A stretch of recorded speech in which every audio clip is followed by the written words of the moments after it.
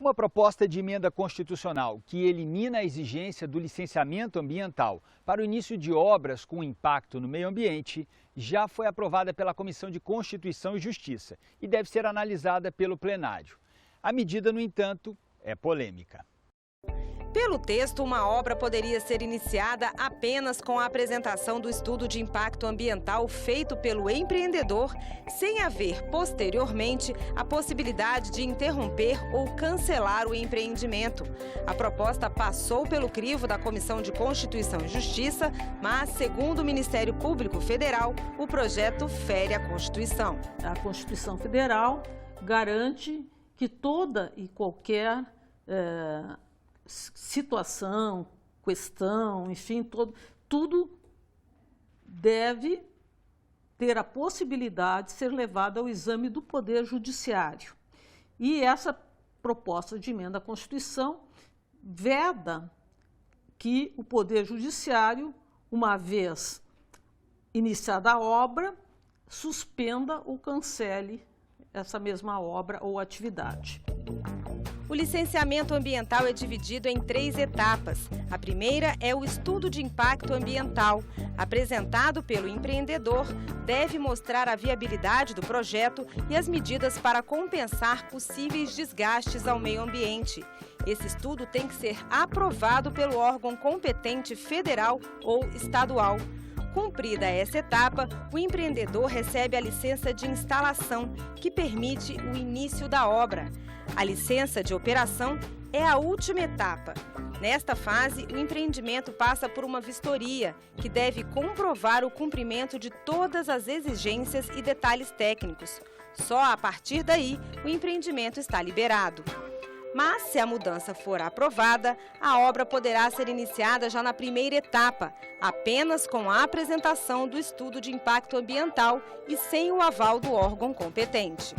A gente sempre tem uma certa tendência a achar que a solução dos problemas está na mudança da norma, né?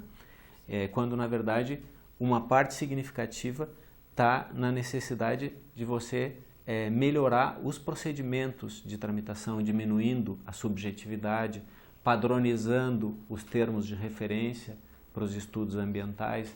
Não existe um número consolidado de obras inacabadas no Brasil. Em 2013, uma auditoria do Tribunal de Contas da União revelou a existência de 400 obras não concluídas.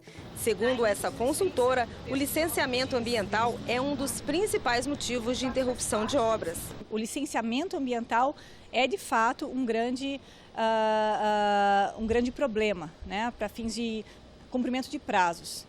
Isso porque não há qualquer previsão, e talvez seja esse o intuito da PEC, de justamente coibir eventuais ações a qualquer etapa do licenciamento ambiental. A nossa preocupação com relação à PEC 65 não é em tirar a licença ambiental. Pelo contrário, as licenças ambientais têm que ser dadas, têm que ser estudadas e têm que fazer com que aconteça o licenciamento ambiental. A nossa preocupação é que, depois da licença ambiental, não haja uma paralisação por qualquer ato administrativo. Para adequar o projeto às questões legais, o senador licenciado Blairo Maggi apresentou uma emenda que será analisada em plenário. O texto altera 2 pontos da proposta que foram muito criticados pelos especialistas. Pela emenda, para iniciar uma obra não basta apenas apresentar o estudo de impacto ambiental. Ele precisa ser aprovado pelo órgão competente. A emenda recupera também o direito de o Poder Judiciário suspender ou cancelar uma obra em andamento. Ela não fala no relatório de impacto ambiental. E o relatório de impacto ambiental é um documento que é feito junto com o estudo para apresentar à sociedade, principalmente as pessoas que podem ser impactadas pela obra, o que vai ser aquela obra, quais são os impactos que ela vai causar na vida das pessoas. Se a gente quebra isso, que é a proposta da PEC 65, a gente fragiliza e eventos como, por exemplo, de Mariana, né, da Samarco, que chocou o Brasil e o mundo, podem se repetir muitas vezes.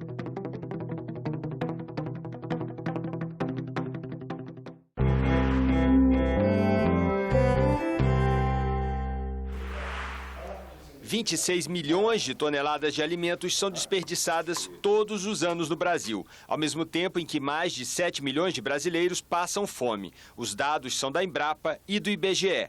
4 projetos de lei que tramitam no Senado buscam enfrentar esse problema. Estabelecem estímulos para os doadores de alimentos, exigem que a rotulagem diferencie os limites de prazo para a venda e para o consumo e criam a Política Nacional de Combate ao Desperdício.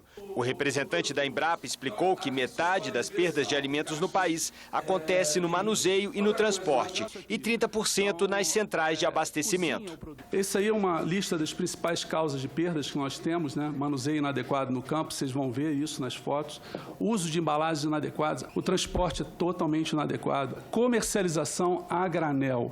Nós ainda hoje temos muito produto comercializado a granel. É inadmissível, porque você pega um caminhão com 20 toneladas, coloca produtos sem embalagem.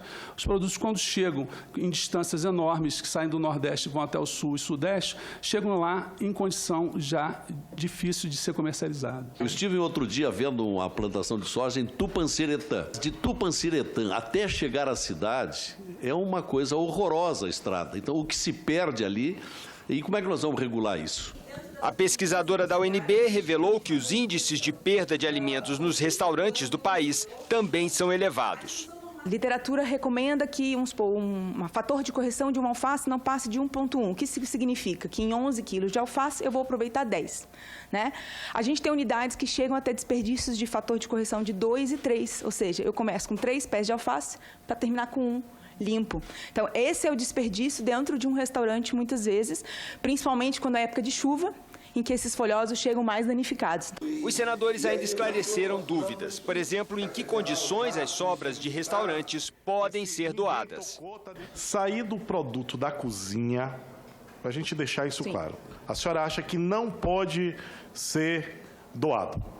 Saído da cozinha, não. Saiu da cozinha, foi para dentro do estabelecimento, para o processo de venda, para o balcão. Seja ele, exemplo, uma torrada, ele está dentro de um saco plástico. Aí, ninguém tocou, está dentro do saco plástico. Não, aí é como um produto embalado e industrializado. Então, produto embalado, sim. Que não é só o aspecto da doação de alimentos, da evitar o desperdício, mas os prejuízos que o Brasil tem também econômicos na produção de hortifruti granjeiros, especialmente, e também você desperdiçar alimentos quando tanta gente passa fome em nosso país. Então, é uma questão social grave.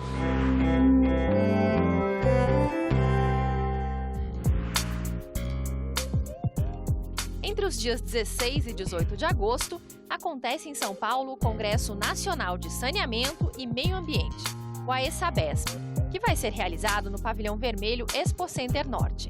É considerado o maior evento do setor na América Latina. Para mais informações, acesse www.fenasan.com.br/congresso.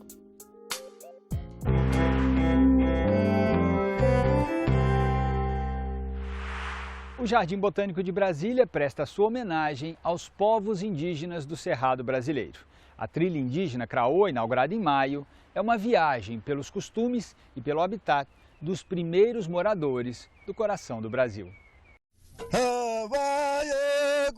Os Craôs habitam o norte do estado do Tocantins, próximo à divisa com o Maranhão. Têm contato com o homem branco desde o final do século XVIII e somam hoje pouco mais de 2.000 indivíduos. Cultivam abóbora, amendoim e mandioca. Tem na música uma de suas principais manifestações culturais e costumam adornar o corpo com pinturas, seguindo padrões e utilizando o genipapo, o urucum e o carvão. Nós estamos aqui no portal de entrada da trilha indígena Craô. É uma trilha que foi concebida por um consultor índio dessa tribo Craô, no Tocantins, e que ficou uma semana aqui com a gente explicando a cultura, os costumes dos índios Craôs, de modo a que a gente pudesse retratar esses costumes nessa trilha para que a comunidade visitante do Jardim Botânico pudesse conhecer um pouco da cultura indígena das comunidades tradicionais do Cerrado. A trilha ainda não está acabada e ela vai estar sempre em construção com as diversas etnias habitantes do Cerrado e do Brasil Central. Na trilha, vários troncos pintados por artistas plásticos, durante uma oficina realizada com a consultoria da tribo Craô, espelham o imaginário desse povo. Os índios Craôs têm forte na sua cultura a dualidade, né, que é representada pelos opostos da natureza. O sol, a lua, como está representado aqui nesses dois totens, o sol e a lua. As pinturas verticais e as pinturas horizontais têm essa dualidade, esses opostos, como um forte na cultura dele. Pelo caminho, Eduardo explica por que o consultor da tribo Craô escolheu esse ponto do Jardim Botânico para representar a sua região. Então, a diversidade, esse cerrado é chamado de cerrado típico porque ele reflete a diversidade do cerrado, né? A gente tem junto, próximos, diversos tipos de palmeira, exemplo do que a gente vê aqui. Duas palmeiras diferentes uma do lado da outra, uma com a folha mais larga, outra com a folha mais fina, e isso se reflete ao longo da trilha, né? Dentro de um cerrado típico. Quer dizer, essa é uma característica lá da região dos Craôs que vocês estão procurando retratar aqui. Estamos procurando retratar aqui.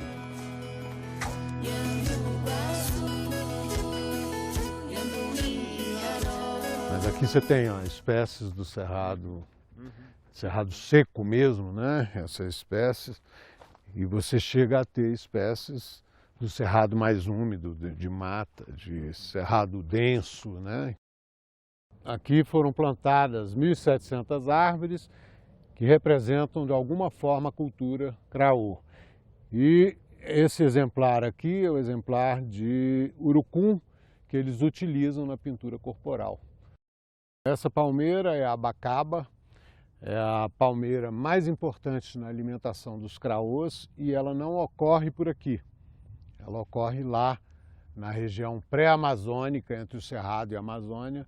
Então nós trouxemos 2 exemplares dessa palmeira para simbolizar aqui a entrada da trilha para um outro tipo de vegetação do Cerrado, que é da mata ciliar, onde nós vamos ver uma nascente. Já na mata de galeria, encontramos mais um tronco adornado com grafismos. Esse totem também retrata a dualidade, o sol e a lua, né?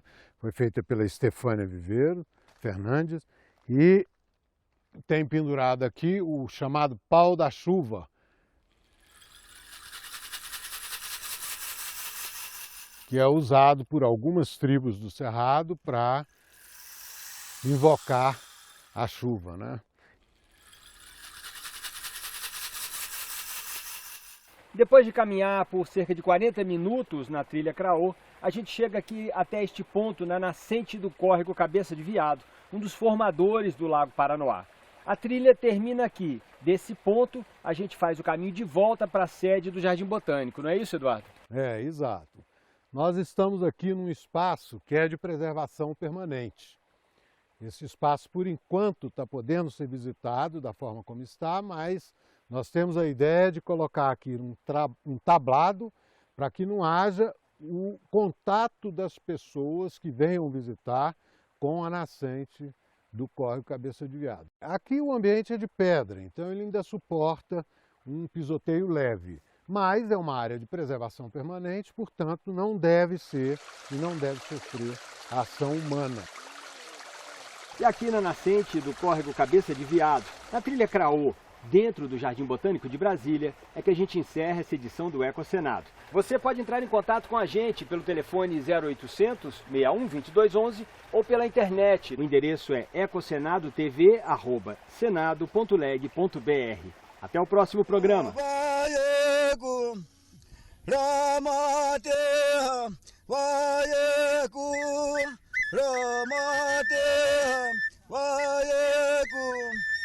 Ramate Kapute Nava